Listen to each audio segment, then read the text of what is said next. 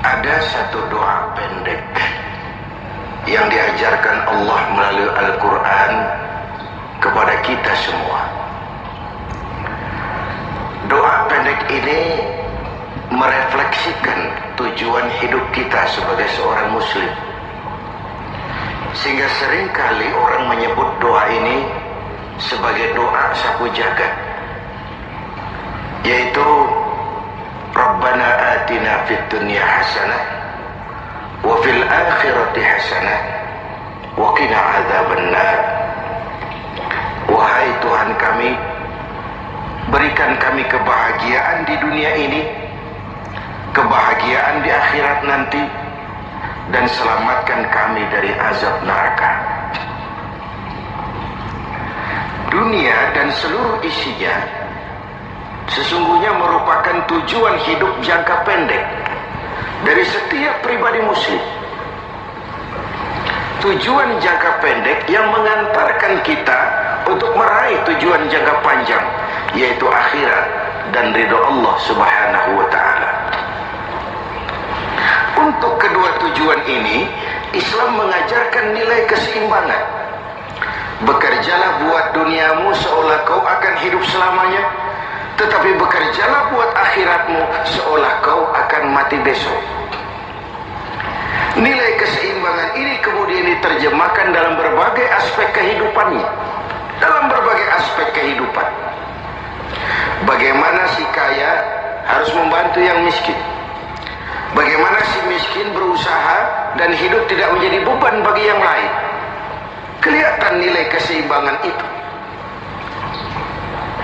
Bagaimana si tua menyayangi yang muda, bagaimana yang muda menghormati yang tua, bagaimana tuan rumah menghormati tamu, bagaimana tamu menjadi orang yang tahu diri.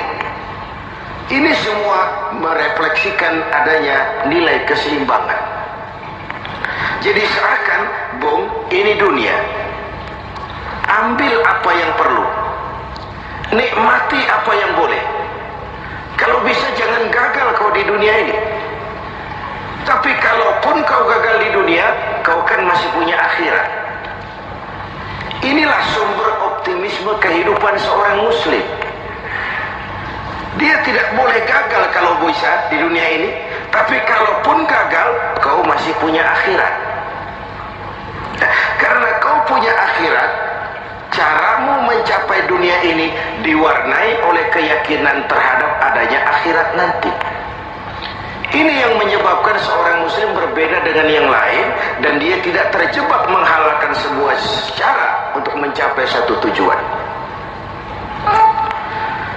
Keyakinan adanya akhirat melahirkan etika dalam kehidupan seorang muslim pada cara bagaimana dia mencapai dunia ini. Dia tidak terjebak menghalalkan cara. Dunia ini tujuan jangka pendek. Ambil apa yang perlu, nikmati apa yang boleh, tapi jangan membuat cacat akhiratmu karenanya. Inilah yang membedakan kita dengan yang lain. Iya sih, saya kepengen kaya, tapi kalau korupsi, akhirat saya bagaimana nanti? Iyalah, saya kepengen naik pangkat, tinggi jabatan, tapi kalau fitnah orang, hantam kiri sikat kanan, teman jadi lawan, lawan pun jadi teman, akhirat saya bagaimana nanti? Ini melahirkan etika pada tata cara mencapai kehidupan dunia, tidak terjebak menghalalkan segala cara untuk mencapai sebuah tujuan. Karena apa? Tidak satu perbuatan dunia yang bagaimanapun kecilnya yang tidak akan berakibat akhirat. Raih duniamu, ambil apa yang perlu, nikmati apa yang boleh, tapi pada sisi lain jaga jangan sampai dia membuat cacat di akhirat nanti. Nah, seorang muslim yang baik tentu yang pandai meraih dua tujuan ini, mencapai fid dunya hasanah wa fil akhirati hasanah. Sementara Rasul pernah mengajarkan, bukan orang yang terbaik dari kamu orang yang hanya mengejar dunia dengan menyia-nyiakan akhiratnya, seperti juga bukan orang yang terbaik yang mengutamakan akhirat dengan menyia-nyiakan dunianya. Tapi orang yang terbaik man jama'akuma, orang yang pandai mengkombin antara keperluan dunia dan kepentingan akhirat nanti. Nah, untuk mencapai tujuan ini, tujuan dunia sebagai tujuan jangka pendek bisa dicapai dengan ilmu, dengan sains, dengan pengalaman, dengan nasib. Makin banyak ilmu, makin mudah meraih dunia. Makin syarat kita dengan pengalaman, makin mudah meraih dunia. Atau karena faktor nasib, lalu kita bisa meraih dunia. Sementara akhirat hanya bisa diraih dengan prestasi ibadah kepada Allah Subhanahu wa ta'ala. Prestasi ibadah. Jadi dunia kita capai dengan prestasi ilmu, prestasi pengalaman, atau karena faktor nasib. Akhirat kita capai hanya dengan prestasi ibadah kepada Allah Subhanahu wa ta'ala. Kalaupun ada efek dunianya dari sholat kita, dari puasa kita, dari haji kita, dari zakat kita, itu sekedar side effect. Tapi sasaran utama adalah akhirat dan ridho Allah. Untuk mencapai dua tujuan ini, Allah memberikan alat untuk mencapai tujuan. Dan dalam kaidah usul fikih dijelaskan bahwa lil wasail hukmul maqasid, alat dan tujuan hukumnya sama. Jadi kalau tujuan ke situ, alatnya harus ada untuk membawa kita ke arah itu. Saudara wajib naik ke loteng. Tidak bisa naik ke loteng kalau tidak ada tangga, maka tangga itu menjadi wajib adanya. Nah, untuk mencapai dua tujuan ini, di dunia hasanah wa fil akhirati hasanah, Allah memberikan alat kepada kita. Apa alatnya? Dalam surah At-Taubah ayat 111 bisa kita lihat. Inna Allah ashtara minal mu'minina anfusahum wa amwalahum bi anna lahumul jannah. Allah telah membeli dari orang-orang beriman diri mereka, harta mereka, bagi mereka adalah surga. Ayat ini merupakan transaksi yang sangat transparan. Transaksi yang sangat transparan. Pembeli Allah, penjual kita orang-orang beriman.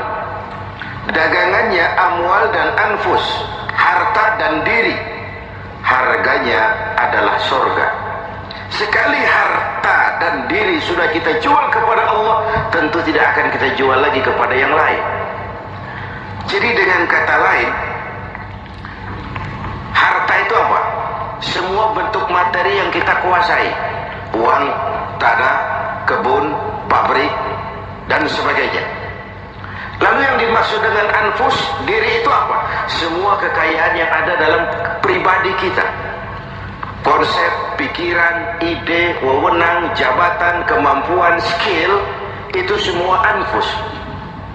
Untuk tujuan jangka pendek, harta dan diri harus jadi rahmah bagi lingkungan. Untuk tujuan jangka panjang, harta dan diri harus menunjang jalan menuju ridho Allah Subhanahu wa ta'ala. Itulah jalan kalau kita ingin mencapai fid dunya hasanah wa fil akhirati hasanah. Dengan kata lain, yang alat itu jadikan dia sebagai alat, jangan dia dijadikan tujuan.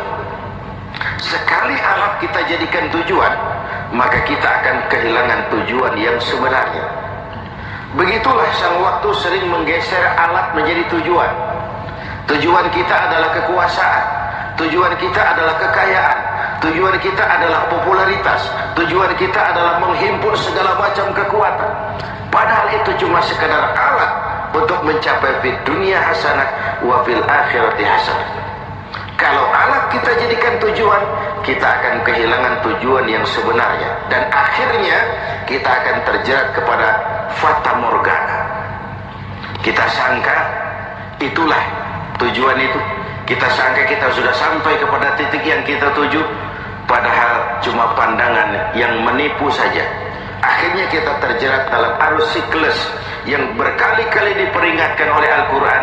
Alhaakumut takatsur. Kamu telah celaka lantaran berlomba-lomba menjadikan alat sebagai tujuan. Berlomba-lomba menjadikan alat sebagai tujuan. Karena itu, gunakanlah alat sebagai alat untuk mencapai tujuan, dan bukan malah alat yang dijadikan tujuan. Berapa banyak pun harta kita miliki, dia cuma alat. Setinggi apapun kedudukan yang kita capai, dia cuma alat. Sebanyak apapun ilmu pengetahuan yang kita kuasai, dia cuma sekedar alat untuk mencapai fid dunia hasanah wa fil akhirati hasanah. Dengan puasa Ramadan kita harapkan menjadi laboratorium rohani yang membina nilai-nilai keseimbangan. Sebab kalau tidak ada nilai keseimbangan, akan pincanglah gaya hidup kita. Tidak mustahil kita terjebak pada materialisme, hedonisme yang pada akhirnya lagi-lagi mengantarkan kita kepada fata morgana.